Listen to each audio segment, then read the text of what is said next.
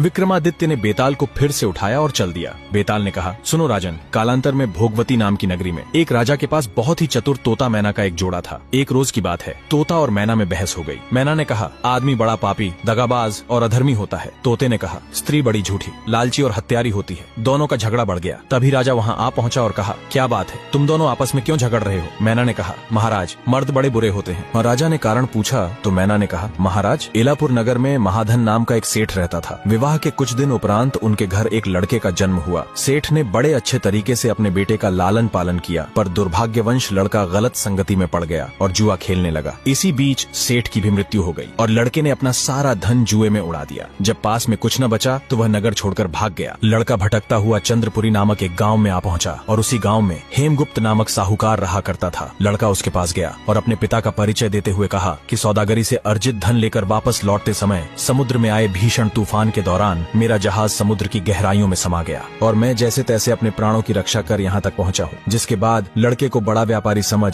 हेमगुप्त ने उसे शरण दे दी। और थोड़ा समय बीत जाने के बाद सेठ ने सोचा, मेरी सुंदर कन्या के लिए इससे उचित और गुणी वर और कहाँ मिलेगा। और मौके का फायदा उठाते हुए सेठ ने अपनी कन्या उस झूठे जुआरी से ब्याह दी और दहेज में अपार धन दौलत देते हुए उसको अपनी कन्या के साथ विदा कर दिया। और कन्या की देखभाल करने हेतु उसकी प्रिय दासी भी उनके साथ चल पड़ी। सफर के दौरान वे एक डरावने जंगल से गुजर रहे